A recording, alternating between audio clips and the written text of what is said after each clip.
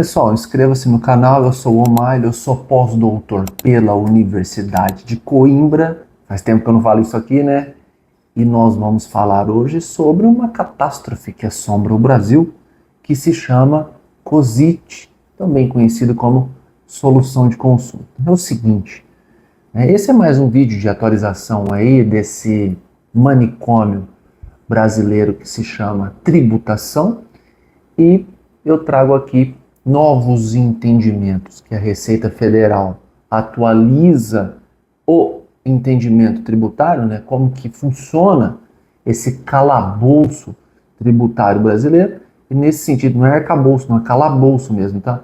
E nesse sentido, vamos ver aqui algumas atualizações importantes para que tenhamos aí, né, entendimento de tudo que está acontecendo. Então é o seguinte, vamos lá. Eu vou ler aqui, né, essas decisões e vou comentar. Para quem não sabe como funciona, um consulente, ou seja, aquele que consulta, traz um problema para a Receita Federal, ela elabora uma resposta e essa resposta tem efeito vinculante. Olha que legal. Então, ou seja, não foi feita uma lei, não é uma jurisprudência, não tem uma norma.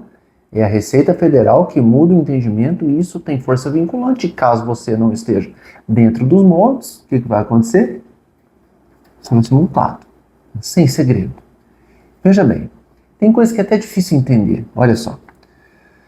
Imposto de renda e contribuição social. Estou falando desses dois impostos, tá? Compensação do prejuízo fiscal. Alteração do controle societário e do ramo de atividade. Solução de consulta número 116 de 2025. A pessoa jurídica não poderá compensar seus próprios prejuízos fiscais se, entre a data da apuração e da compensação, houver ocorrido cumulativamente, presta atenção em todas as palavras, modificação de seu controle societário e do ramo de atividade. Configura a modificação do ramo de atividade a alteração no objeto social da pessoa jurídica. O objeto social é a atividade dela, é o que ela tem por existência, né? Eu presto serviço de advocacia, esse é o meu objeto social, beleza? Que implique na transformação da atividade econômica de sociedade industrial para a sociedade comercial.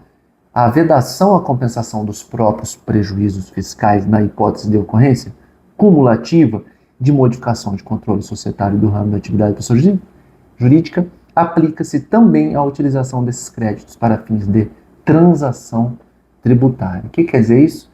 Se a tua empresa tem prejuízo para ser recuperado ou compensado e você muda o ramo de atividade e o núcleo societário, ou seja, aqueles que são sócios, você perde esse direito. É isso que eu acabei de te explicar, ok? Imposto de renda da pessoa física e imposto de renda retido da pessoa física. Previdência complementar, PGBL. Pessoa com moléstia grave, resgate, contribuições ao plano e isenção. Presta atenção que isso é coisa séria. Estamos falando de isenção de imposto de renda de quem saca a previdência privada na modalidade de PGBL. Tá? Várias pessoas, vários contribuintes estão nessa posição. Vamos lá. A isenção do imposto de renda previsto no artigo 6º, inciso 14 da Lei 7713 de 88, instituída em benefício do aposentado, reforma pensionista, pessoa com moléstia grave, estende-se ao resgate das contribuições vertidas ao plano de previdência complementar. O que quer dizer isso? Você tem isenção, tá? Não estando enquadrados na regra isenta do imposto sobre a renda restituída, os valores pagos por fundação de previdência complementar a título de benefício previdenciário temporário ao servidor público federal. Olha só a peculiaridade, né? Pessoa com moléstia grave, visto que o beneficiário do rendimento participante do plano de previdência complementar ainda não se encontra na condição de aposentado no momento da percepção do benefício. Perceberam aqui que a característica é aposentado. Ou seja, você vai começar a receber a sua previdência privada. Tem moléstia grave, mas não é aposentado, você não tem a isenção. É isso que eu acabei de explicar. Ok? Imposto de renda da pessoa física, atividade rural, cessão de imóvel rural para terceiro. Não caracterização como despesa. Vamos entender o que está falando essa ementa?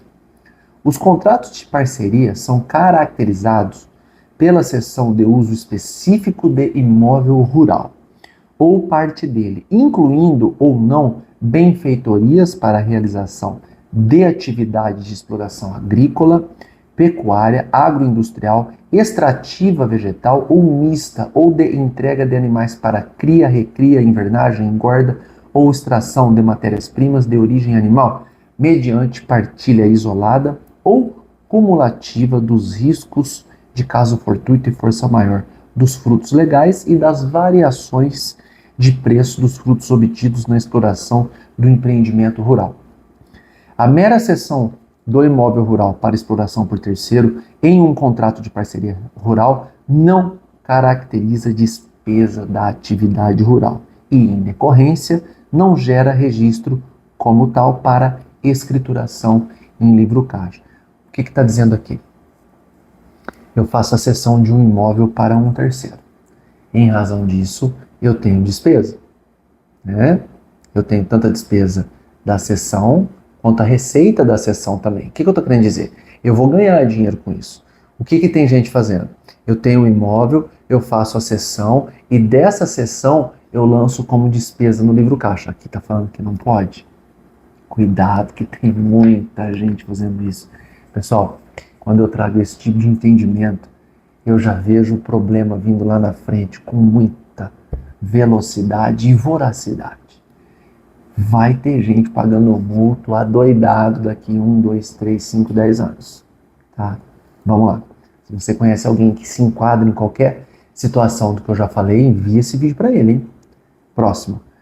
Agora é técnico, e essa parte do vídeo você vai mandar para o teu contabilista e vai falar, olha aí a partir dos 7 minutos e presta atenção. Tá? EFD REINF, uma obrigação acessória. É um dado que todo contabilista brasileiro transmite ao fisco, tá? Relacionado a toda a sua clientela, beleza? Distribuição de lucros e dividendos, obrigatoriedade de apresentação. O que quer dizer? Quem distribui lucro tem que entregar essa obrigação acessória que se chama EFD REINF, tá? Solução de consulta 125 de 2025, tudo desse ano, tá bom? É obrigatório a informação e envio na EFD REINF de lucros e dividendos distribuídos a pessoas físicas ou jurídicas residentes e domiciliadas no exterior, presta atenção, independentemente de retenção do imposto de renda e desde que o valor anual pago seja igual ou superior ao previsto na legislação tributária. Vai lá na tabela do imposto de renda agora ver. Para pessoas físicas ou jurídicas residentes no Brasil, a informação será obrigatória caso venha a incidir em alguma das hipóteses atualmente elencadas na legislação. O manual do usuário da EFD REINF, em caráter orientativo, recomenda que o contribuinte informe todos os pagamentos ou créditos que, por sua natureza, esteja obrigado a declarar, mesmo que não haja retenção do imposto de renda ou esteja abaixo do limite mínimo atual. Pessoal, olha quanta pegadinha tem nessa ementa, olha só.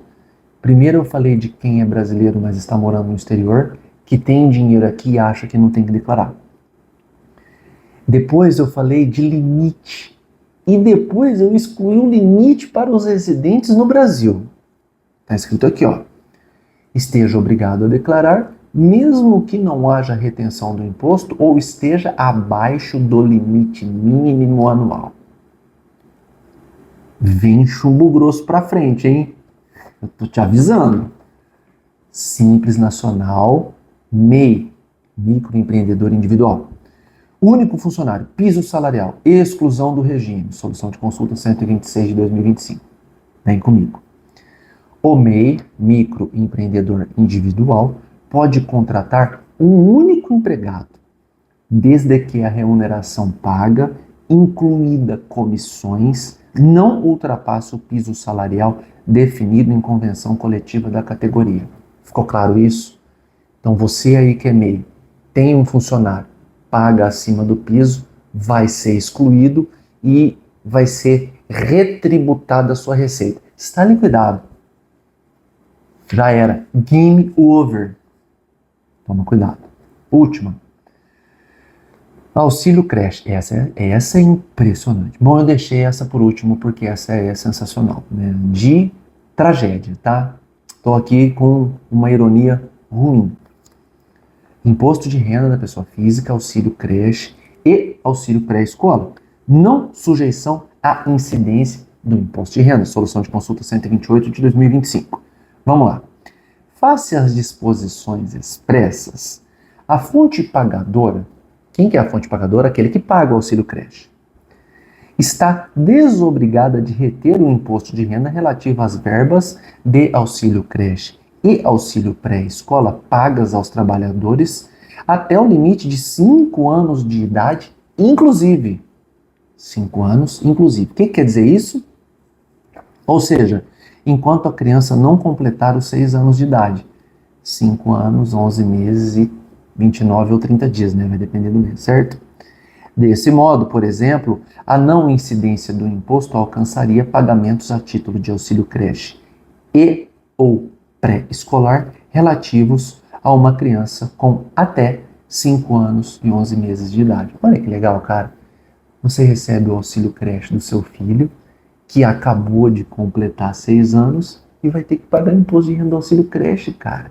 Sensacional, hein? O Brasil é top, né, meu caro? Deixa a dica aí de vídeo, do que você tem dúvida, e eu agradeço se você ficou até aqui. Até mais!